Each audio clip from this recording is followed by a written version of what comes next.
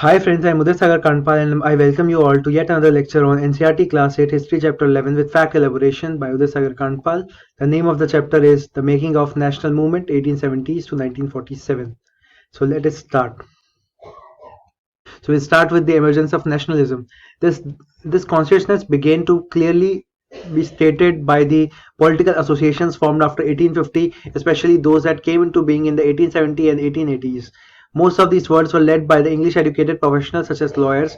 The more important ones were the Pune Sarvajanik Sabha, the Indian Association, the Madras Mahajan Sabha, the Bombay Presidency Association, and of course the Indian National Congress. The literal meaning of the Sarvajanik is of for all the people. Sarv is equal to all, thus Janik equal to of the people. Though many of these associations functioned in the specific parts of the country, their goals were stated as the goals of all the people in India, not those of any one region, community, or class. They worked with the idea that the people should be sovereign, a modern consciousness and a key feature of nationalism. In other words, they believed that the Indian people should be empowered to take decisions regarding their affairs. The act allowed the government to confiscate the assets of the newspapers, including the printing presses, if the newspapers published anything that were found objectionable. In 1883, there was a furor over the attempt by the governor to introduce the Ilbert Bill. The bill produced for the trial of the British or the European persons by Indians and sought equality between the British and the Indian judges in the country. But when the white opposition forced the government to withdraw the bill, Indians were enraged. The event highlighted the racial attitudes of the British in India. The need for all India organizations of educated Indians had been felt since 1880, but the Ilbert Bill controversy deepened this desire. The Indian National Congress was established when the 72 delegates from all over the country met at Bombay in December 1885. The early leadership, Dadabhai Naroji, Firoz Shah Mehta, Badruddin Tyabji, W.C. Banerjee, Surendranath Banerjee, Ramesh Chandra Dutt, S. Subramaniam Iyer, and among others, were largely from Bombay and Calcutta. Nauroji, a businessman and published settled in London and for a time member of the British Parliament, guided the younger nationalists, a nation in the making. It was often been said that the Congress in the first 20 years was moderate in its objectives and methods. During the period it demanded a greater voice for Indians in the government and its administration. It wanted a legislative councils to be made for a representative given more power and introduced in provinces where none existed. It demanded that Indians be placed in high positions in the government for purpose. It called a civil services examination to be held in India as well and not just in London. So a nation in the making. The demand for Indianization of the administration was a part of movement against racism, since most of the important jobs at the time were monopolized by white officials, and the British generally assumed that the Indians could not be given positions of responsibility since the British officers were sending a major part of the large salaries home. Indianization, it was hoped, would be able to reduce the drain of wealth to the England. Other demands included separation of the judiciary from the executive, the repeal of the Arms Act, and the freedom of speech of expression. So a lot of things are going on there. The early Congress has also raised a number of economic issues. It declared that British rule had led to the poverty and famines, increase in the land revenue had impoverished peasants and zamindars, and export of grains to Europe and created food shortages. The Congress demanded a reduction of revenue, cut in the military expenditure, and more funds of the irrigation. It passed many resolutions on the salt tax, treatment of Indian laborers abroad, and sufferings of the forest dwellers caused by an interfering forest administration. All this shows that despite being a body of educated elite, the Congress did not talk only on the behalf of professional groups, zamindars, and industrialists. The moderate leaders wanted to develop public awareness about the unjust nature of the British rule. They published newspapers, wrote articles, and showed how British rule was leading to the economic ruin of the country. They criticized the British rule in the speeches and sent representatives to different parts of the country to mobilize public opinion. They felt that the British had respect for the ideals of freedom and justice, and so they would accept the just demands of Indians. What was necessary, therefore, was to express these demands and make government aware of the feelings of Indians. By the 1890s, many Indians began to raise questions about the political style of Congress in Bengal, Maharashtra, and Punjab. Leaders such as Bipin Chandra Pal, Bal Gangadhar Tilak, and Lala Lajpat Rai were beginning to explore more radical objectives and methods. They criticized the moderates of the politics of prayers and emphasized the importance of self-reliance and constructive work. They argued that the people must rely on their own strength, not on the good intentions of the government. People must fight for Swaraj. Tilak raised the slogan, "Freedom is my birthright and I shall have it." In 1904, Viceroy Curzon partitioned Bengal. At that time, Bengal was a biggest province of the British India and included Bihar and the parts of Odisha. The British argued for dividing Bengal of the regions at the administrative convenience, but what did administrative convenience mean? Whose convenience did it represent? Clearly, it was closely tied to the interests of British officials and businessmen. Even so, instead of removing the non-Bengali areas of the province, the government separated East Bengal and merged into Assam. Perhaps the main British motives were to curtail the influence of Bengali politicians and to split the Bengali people. The partition of Bengal infuriated the people of all over India, and all the sections of the Congress, the moderates and the radicals, as they may be called, opposed it. Large public meetings and demonstrated were organized, and novel methods of the mass protest developed. A struggle that unfolded came to be known as Swadeshi movement, strongest in Bengal, but with the echoes elsewhere too. In the Deltaic Andhra, for instance, it was known as the Vande Mataram movement. The Swadeshi movement sought to oppose the British rule and encourage the ideas of self-help, Swadeshi enterprise, national education, and the use of national language. To fight for Swaraj, the radicals advocated mass mobilization and the boycott of British institutions and goods. Some individuals also began to suggest the revolutionary violence that would be necessary to overthrow the British rule. A group of Muslim landlords and Nawabs formed all the Muslim leagues at Dhaka in 1906. The league supported the partition of Bengal. It desired separate electorates for the Muslims, a demand conceded by the government in 1909. Some seats in the council were now reserved for Muslims who were elected by the Muslim voters. Let's talk about some growth of the mass nationalism. After 1919, the struggle against the British rule gradually became a mass movement involving peasants, tribal students, and women in large numbers, and occasionally factory workers as well. Certain business groups too began to actively support in the Congress in 1920s. The war also led the British to expand their army. Villages were pressurized to supply soldiers for the alien cause. A large number of soldiers were sent to serve abroad. Many returned after the war with the understanding of the ways in which the imperialist powers were exploiting the peoples of Asia and Africa, and the desire to oppose the colonial rule in India. The advent of Mahatma Gandhi. It is in these circumstances that Mahatma Gandhi emerged as a mass leader. As you may know, aged 46, arrived in the India in 1915 from South Africa, having led Indians in that country in the non-violent marches against the racist restrictions. He was already a respected leader known internationally. His South African campaigns had brought him in contact with the various types of Indians: the Hindus, the Muslims, the Parsis, the Christians, the Gujarati Tamils, and the North Indians, and the upper class merchants, the lawyers, and the workers. So we will now talk about the Rowlatt Satyagraha. In 1919, Gandhiji gave a call for a Satyagraha against the Rowlatt Act that the British had just passed. The act curbed fundamental rights such as the freedom of expression and the strengthened police powers. Mahatma Gandhi, Muhammad Ali Jinnah, and others felt that the government had no right to restrict people's basic freedoms. They criticized the act as devilish and tyrannical. Gandhiji asked Indian people to observe 6 April 1919 as a day of non-violent opposition to this act, as a day of humiliation and prayer in Hartal. Satyagraha Sabhas were set up to launch the movement. The Rowlatt Satyagraha turned out to be the first all-India struggle between the British government against the British government, although it was largely restricted to cities. In April 1919, there were a number of demonstrations and hartals in the country, and the government used brutal measures to suppress them. The Jallianwala Bagh atrocities inflicted by General Dyer in the Amritsar and Baisakhi Day 13th April were a part of his impression. On learning about the massacre, Rabindranath Tagore expressed the pain and anger of the country by renouncing the knighthood. Let's talk about the Khilafat movement. The Khilafat movement, also known as the Indian Muslim movement 1919 to 24, was a pan-Islamist political protest campaign launched by Muslims of British India led by Shaukat Ali, Maulana Ali Johar, Hakim Ajmal Khan, and Abdul Kalam Azad to restore the Caliph of Ottoman Caliphate, who was considered the leader of the Sunni Muslims or an effective political authority. It was a protest against the sanctions placed on the Caliph and the Ottoman Empire after the First World War by the Treaty of Sevres.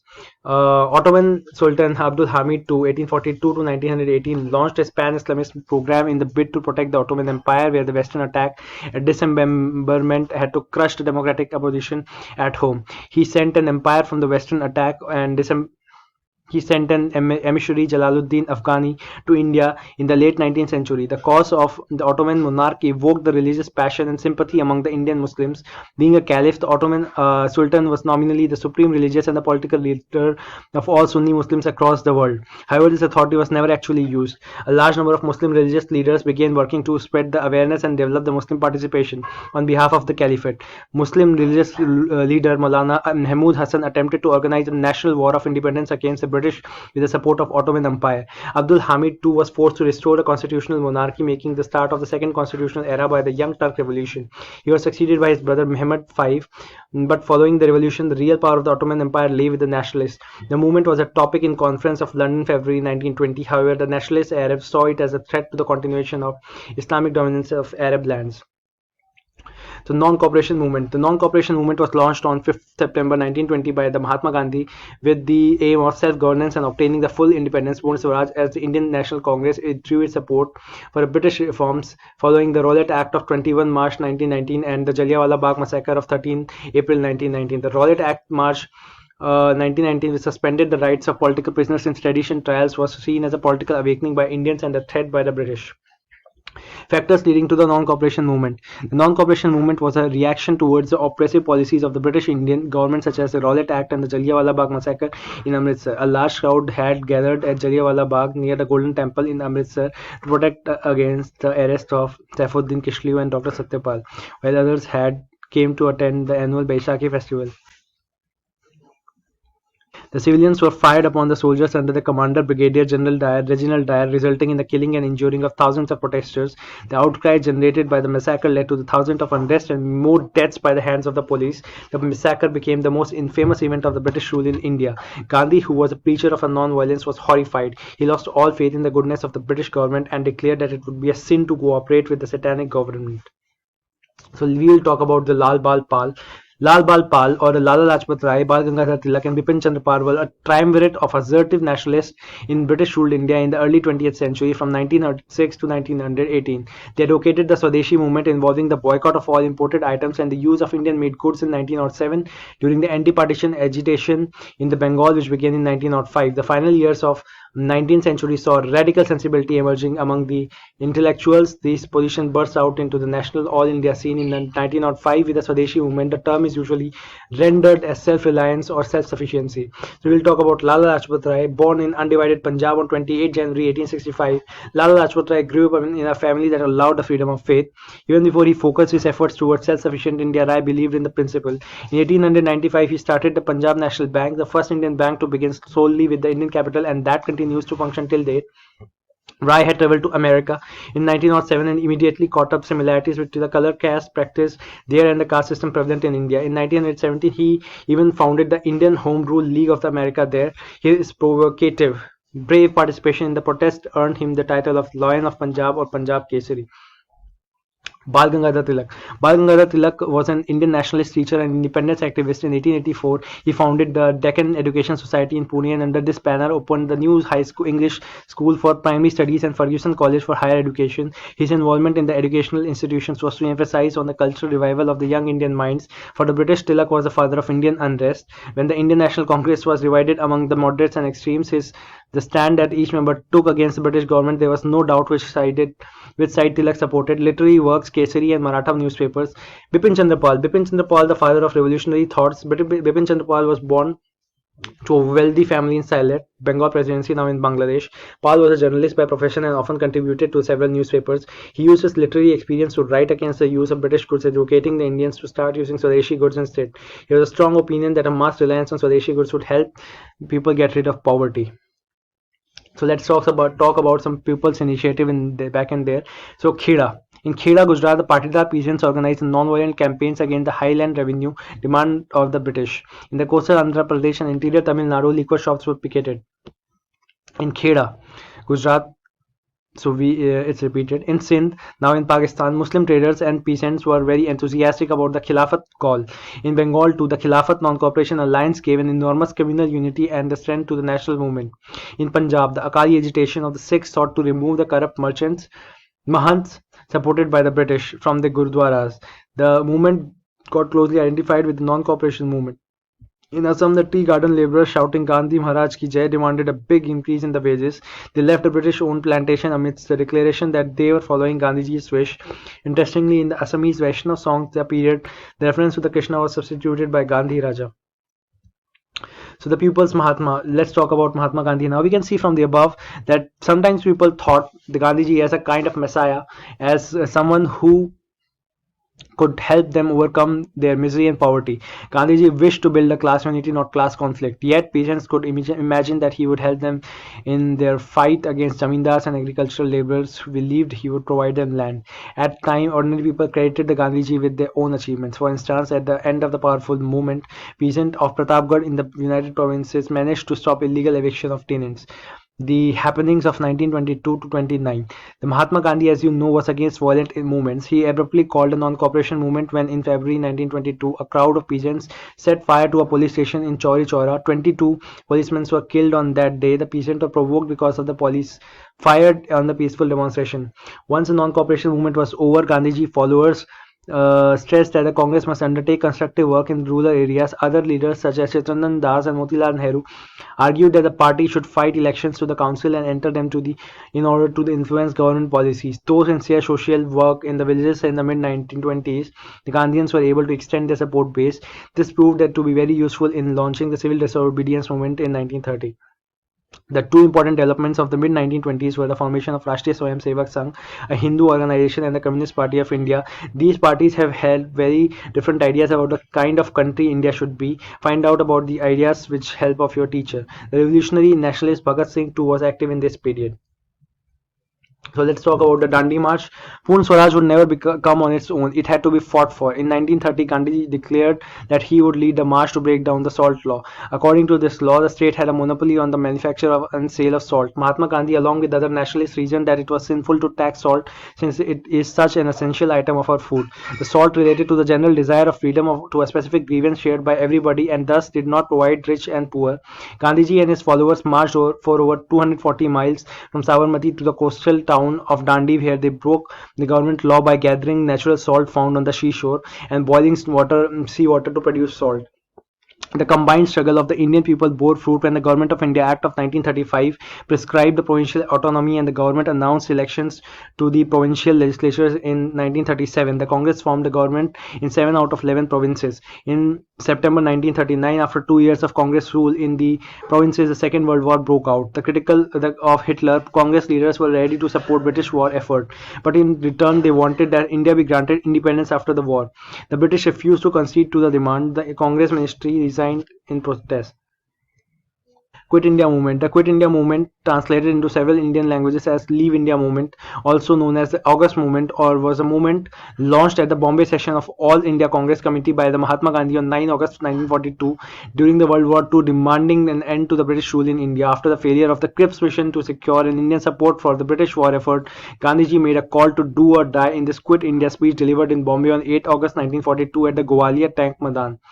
All India Congress Committee launched a mass protest demanding what Gandhi called an orderly British withdrawal from India. Even though it was at war, the British were prepared to act. Almost the entire leadership of the Indian National Congress was imprisoned without trial within hours of Gandhi's speech. Most people spent the rest of in the war in prison and out of contact with the masses. The British had to support the Viceroy's Council, which had a majority of Indians and of the All India Muslim League, the Hindu Mahasabha, the princely states, the Indian Imperial Police, the British Indian Army, and the Indian Civil Service. Many Indian businessmen profiting from the heavy wartime spending did not support the Quit India movement. Many students paid more attention to the Subhash Chandra Bose, who was in exile, and supported the Axis powers. The only outside support came from the Americans, as Franklin D. Roosevelt pressurized the Prime Minister Winston Churchill to give in to some of the Indian demands. The Quit India movement was effectively crushed. The British refused to grant independence to India, saying it would happen only after the war has ended. So, hope you learned a lot for your competitive exams from this lecture. Thank you for watching. Have a nice day. Bye bye.